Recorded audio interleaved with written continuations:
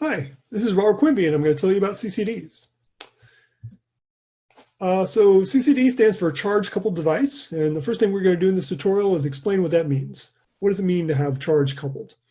After we do that, we're going to discuss solids and the electrical properties of them, so we can discuss how we actually can excite electrons into a state that we can move them around in the solid.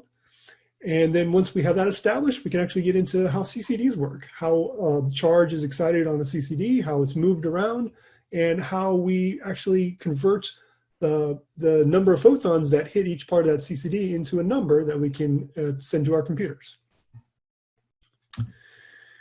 So this is just going to be a quick overview. There are some books out there that explain in great detail how CCDs operates. The most popular one of these is the Handbook for CCD Astronomy. So you can check that out if you want the full details. There's also a pretty good article that was posted a few years back, the development of CCDs. So it begins by discussing the operations of CCDs, how they actually function. So it's a good kind of quick guide to start with. The second half of this goes into orthogonal transfer arrays, which was, back in 2007, that was kind of the coolest thing in CCDs, but that technology didn't really catch on. So you don't need to cover that, but the first half is actually very good. Okay, so what's CCD mean? It's charge coupled device, but what is charge coupled? Let's start with an analogy here. So what I want you to do is I want you to picture that you and a friend of yours have a blanket, and you hold that blanket out, right? So you're holding it between you, and then someone comes along and they throw a bunch of oranges on the blanket, right? Now, what's going to happen to those oranges? Well, they're all going to kind of pool together, and then it'll pull the blanket down into this little well on the blanket, right? So that's what happens here. You all get pulled together, and now you got a bunch of oranges sitting on top of a blanket. Now, if that person came back with a box and went underneath the blanket and put the box situated such that the oranges are sitting inside the box, but still on top of the blanket, right? You'd have all those oranges inside that box, right? Now, what would happen if they took that box and they slid it to one way or the other? If they do this slowly, of course, what's going to happen is the slack in that blanket is going to go along with that box. And so if you take this box and you move it over here, those oranges are going to move right along with the box.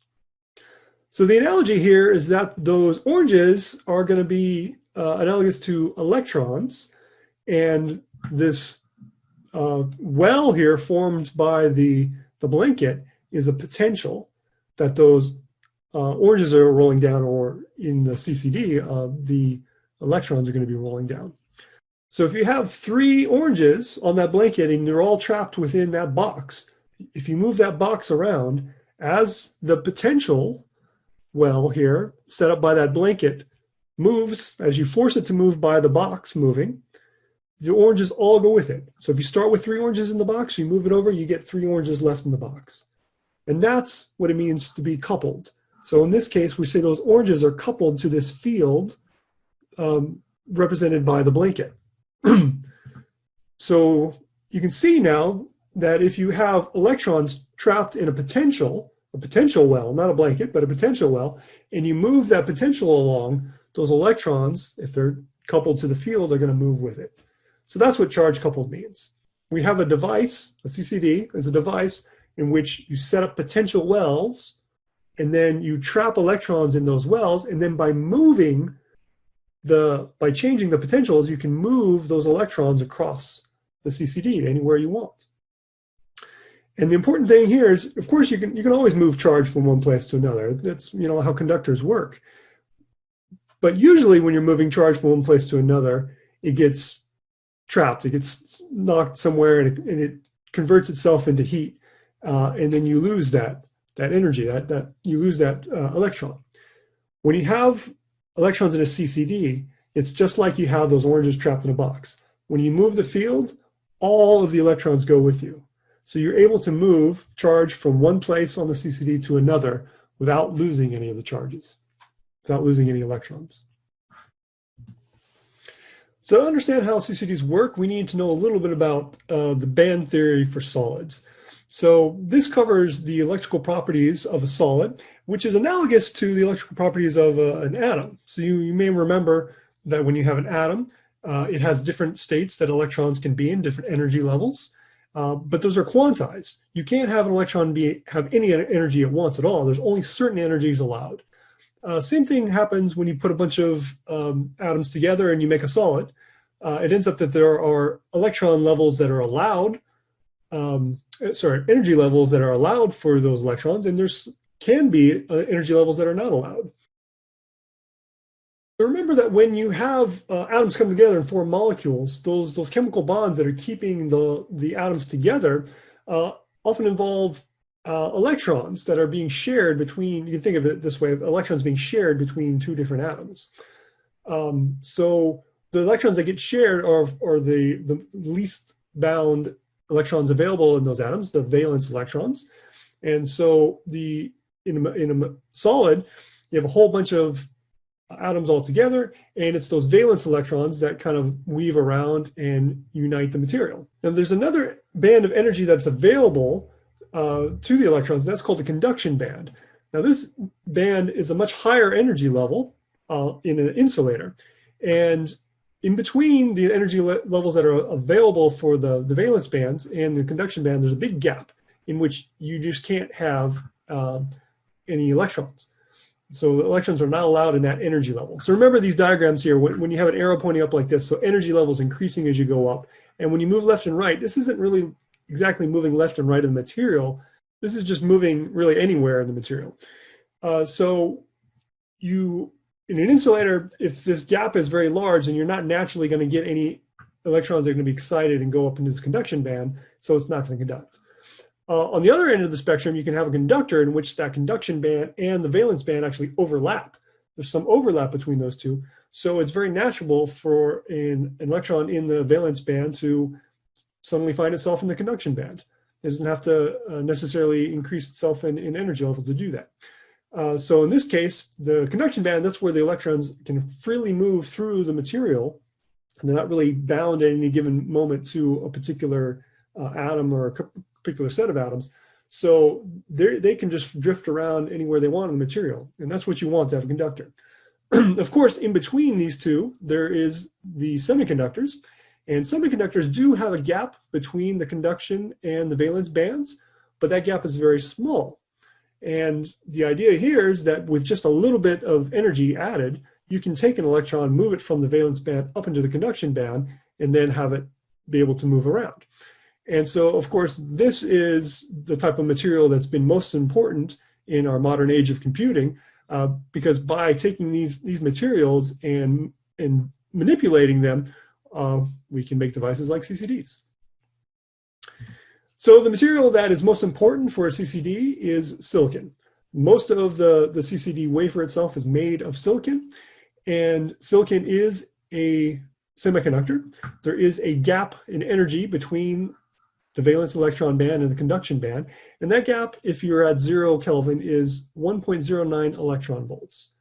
And so that means electrons will stay down here in the valence band unless you add at least 1.09 electron volts, and then they can jump up into the conduction band and then move around freely. Now, one way that you can add energy is actually through thermal excitation. So if you increase the temperature of your silicon wafer, the electrons and the atoms will start jostling around, and you can add a little bit of energy to one of these electrons and have it jump up into that conduction band where it can move around. You can actually work out what the probability is of finding an electron in the conduction band for any given temperature. So if you've taken statistical physics, you've probably seen an equation like this before. This is the Fermi function. It's going to give you what the Fermi distribution is. And that is dictating the number of electrons we expect to be, or the probability of finding an electron in the conduction band versus the valence band. So for a given energy level for an electron at a given temperature, we can calculate what the probability of finding, for a given temperature, I should say, we can find the probability of finding an electron at that given energy. So in practice, this is what we get. So we have, in the case of we're at absolute zero, there's no thermal excitation. So all the electrons are in this valence band here. So you kind of tilt your head to look at this plot here. This is showing you the probability of finding an electron as a function of electron energy here. So what's the probability of finding an electron in the valence band here? Well, it's 100% if you're at absolute zero. But if you move up to a little bit higher temperature, now you're going to get some distribution of electrons above the valence band, and some of those may actually leak into the conduction band. And for very high temperatures, you can get a significant number of electrons up there in the conduction band. So that's one way to excite electrons. That's kind of, for an astronomer, that's the mode of excitation that we like to avoid. What we're trying to do is count photons. So what we want to do is actually use the photoelectric excitation. That's what we're looking for. So you guys are going to remember that if you have a photon that comes in and is incident on the material, it can be absorbed, and that energy from the photons have energy, that energy gets absorbed into the material and can excite an electron to a higher energy state. And so if the energy comes in and it's great enough, it's greater than that band gap, it'll actually excite the electron up into the conduction band. So the energy of a photon is given by the Planck constant times nu, h nu. Nu, of course, is c divided by lambda. So if anyone ever asks you what's nu, you tell them c divided by lambda. And so we can actually calculate now what the wavelength is of light, the maximum wavelength of light that will provide this excitation. Because if we get to a large enough wavelength here, the energy is not going to be enough to overcome that band gap, and so the photon will simply not be absorbed. So we can put some numbers in here. We can just, first of all, rearrange this equation so that we have, we're going to solve now for this lambda, so we just multiply both sides by h times c, and well, we can do it that way. We can divide this by lambda and then divide this by E gap, and we end up with this equation here. So this is a Planck's constant here in electron volts per second. This is the speed of light in angstroms per second, because we're astronomers, we like to work in angstroms.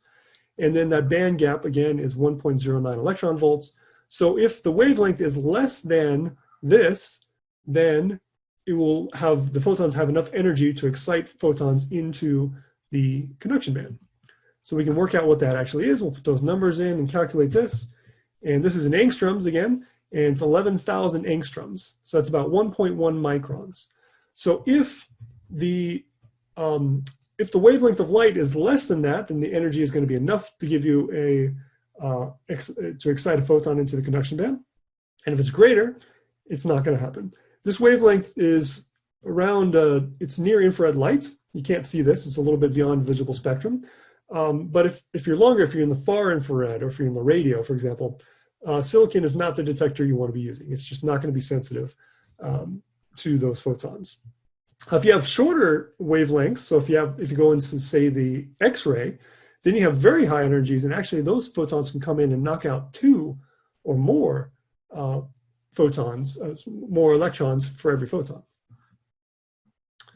All right, so now we've got this concept. We've got a semiconductor. We can set it up and cool it down so we don't have thermal excitation.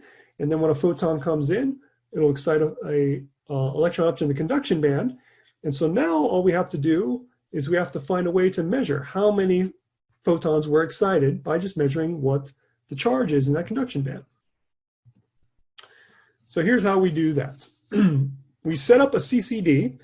It's basically a big wafer of silicon. But on that silicon, we're going to put some materials to change the electrical properties. The first thing we do is we dope the silicon with another material in these big long columns here. So these are called channel stops. And we dope it in a way that it repels electrons.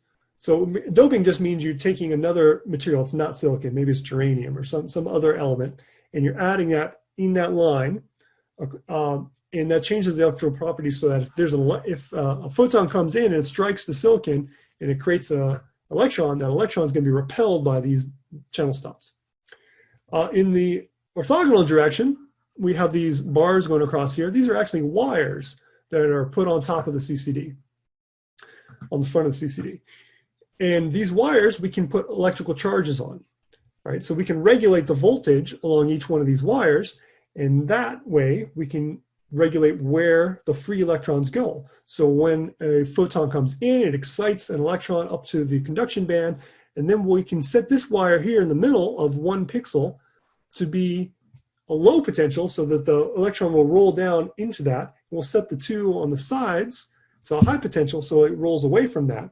And then with the channel stops and those potentials set up, you can see that anywhere you put an electron within this area here, it's going to roll down and end up in this middle area here. So a pixel on a CCD is not, there's no real physical boundary that you would see if you looked at it. It's just the potential that we've set up that causes electrons here to roll down over here that defines the pixel. I should mention now that you might be thinking, well, if I put wires on top of the CCD and I have light shining down on it, isn't that going to block some of the light? The answer is yes. Actually, the wires can block some of the light. They actually are pretty, they're opaque, they're translucent, so you can see through these wires and the photons can go through. But some of them will, some of these wires will block light from getting it down into the silicon where you want it.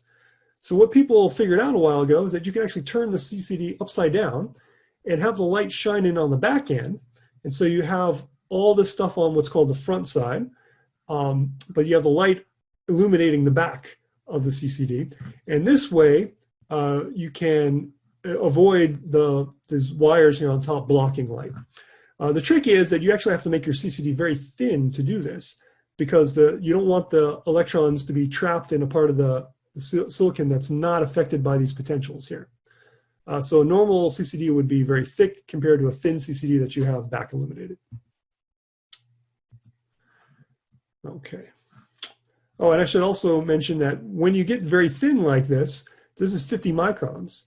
That's comparable to the 1 micron that we're sensitive to. So we're sensitive to near-infrared photons at 1 micron level. That's comparable now. And so if you have 2 photons that come in at the same time, or 2 waves, as you want to think of it that way, if those, well, let me put it this way.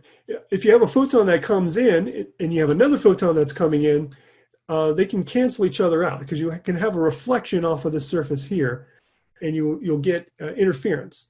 And if you get interference patterns, if you get interference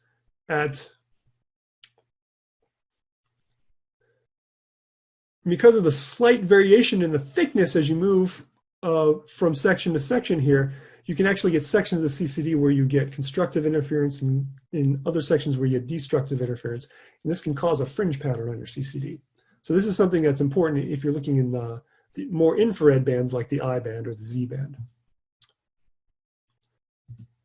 Okay, so let's talk now about how we actually read out the CCD. So we've discussed now that you can have a photon come in, it can excite the electrons in the silicon, move them up to the conduction band, we can trap them, but now we want to make a measurement. We want to say how many photons hit that little patch, that pixel of silicon. And so to do this, I put together a little JavaScript widget here, and this is going to help us demonstrate how this process works. So on here, I've represented a CCD, which is 6 pixels. This is 1, 2, 3, 4, 5, 6 by 1, 2, 3, 4, 5, 6 pixels. These kind of vertical purple lines are those channel stops, so electrons cannot cross these lines. And we have voltages running on wires across each one of these pixels, 3 wires per each pixel. And we can change the voltages of each one of those wires. And so now, when I click somewhere on, say, this pixel here, this is simulating a particle event. So a particle comes in, strikes the detector, frees an electron, and puts it up into the conduction band. And then, since this is a high potential here, it rolls down to the nearest low potential and gets trapped into this pixel here. And so anywhere in this area here, the electrons will roll down and go into the middle here and stay there. And they'll bounce off these channel stops and stay. So you may be wondering, what happens when I cross this black line here? Well, once I get closer to a different potential, they start rolling down that way. And they get trapped in here. So again, there's no real physical edges to a pixel. It's just where the field is set up. So the way we normally operate a CCD is we'll open a shutter and allow light to start pouring down. And every time we get a photon that comes in, you have to strike the detector area somewhere. And it'll convert into a photoelectron, we call it, and that electron will roll down into the lowest potential it can find, the nearest low potential it can find, and it'll be trapped there. So after a while, we'll close our shutter once we've collected enough photons. And now what we want to do is we want to measure what the number of electrons in each one of these pixels. The way we can do that is by remembering that electrons have charge. So all we really have to do is measure the voltage on each one of these pixels. Now, the way a CCD works is there's one place where you actually measure that charge. That's over here. There's an amplifier here. The amplifier is used to measure charge. What we're going to do is we're going to move these electrons onto the amplifier, and then it'll take that signal, which is a few electron volts, and it'll convert it into a signal that's a few milli-electron volts. It'll amplify that signal. And then we can pass that voltage onto a device which will convert the voltage into an analog number. A digital number. So it'll take the analog signal and convert it into a digital number. So this is called an analog to digital converter. And then this number here that we get is eventually sent off to your computer, and that's how we measure charge. So we have to get each one of these pixels over here on a CCD. So the way we do this is by toggling the voltages across these wires. We can first put the voltage on bus C here down to the low state, and this will allow electrons to drift between B and C. And if we turn off B, you can see all the electrons will roll down to low potential on C. And then if we turn on E, so this is now what's called the register down here, electrons will now fall into the register. And we can then, by switching the voltages, we can march the charge across over to the amplifier, and one by one, we can read it out. So let's see that whole process here. I'm going to reset everything, and we'll run this again. So I'm going to open the shutter now. We'll let light go in. And by the way, it's not just photons, remember, that can excite photons. Excite electrons. You could have thermal excitation. So we keep our CCDs very cold, so that's not an issue. But you can also have particle events. So you could have a cosmic ray or any high energy particle that's incident on the detector will cause a number of electrons to be released. And that can happen at any time. So once we're done with our exposure, all we have to do again is just shift down charge and shift it down, and then shift the register over and measure it. And I'm going to do this automatically. I'm going to read out one row. So shift the charge down 1/3 of a pixel, and down into the register on the bottom here. And then it'll turn on the amplifier and shift charge over to the amplifier, measure what that is, and send it over to the ADC and count how many electrons were liberated. And then this process repeats, and you can read out this whole row, just one pixel at a time. And then after we finished reading out every column in that row, we can go back and we can read out the next row and march the charge down and do it again. So play around with this widget here and learn about how this process works. You can try changing the binning to 2 by 2 and see what that does. And hopefully this will give you some idea of how readout works on a CCD. You get that last charge measured, and then it resets, turns the amp off, and we're done. Okay. So this now is a picture of a real CCD. This is a microscope close-up view of a CCD. So this is where all the pixels are, and you can kind of see the bus wires going across here. Actually, these are the bus wires. These are the wires that go across the CCD that carry the same voltage as the bus wires. It goes down to the serial register. Most CCDs actually have the amplifier offset from the detector area. And the reason they do that is that amplifier actually gets warm, it gets hot, and again, thermal excitation can cause these electrons out here to get stimulated. So we move that amplifier away from the detector area just so that we don't get what's called detector glow on our images. But same process, the electrons go through the register here and then into the amplifier. And after they've passed through the amplifier, they're going to go to the ADC to get converted into a number. So I've kind of already explained this. The amplifier, again, just converts the voltage from a few electron volts from the electrons captured into milli-electron volts, which we can actually use to do some measurements. And then the ADC works on those milli-electron volt levels, and it just digitizes that number. So it gives you a number like 0, 1, 2, 3, 4, all the way up to some maximum number. Usually an ADC only has a certain number of bits. So maybe it's a 16-bit ADC. That means you can go up to 2 to the 16 power. That's how many different readings it has. So here's the whole process now. Again, the CCDs are trapping these voltages. They're trapping the charges, and it's creating a voltage on each one of those CCDs. But there's a maximum level of electrons that each one of those little pixels can hold. Once you put a certain number of electrons on a pixel, it overflows, and you can't add any more to it. The well depth for our CCD that we use at MLO is about 150,000 electrons. So we can put 150,000 electrons on each one of our pixels, and before we start getting this overflow problem. By the way, again, charge can't go across those channel stops. So when we get overflow, the bleeding occurs across columns only. You only get charge bleeding across columns, never across rows. So we can hold 150,000 electrons before this happens.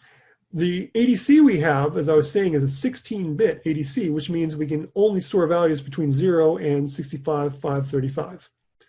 So you'll notice that this number is a lot bigger than this number here. And so what we do is we set up a gain factor.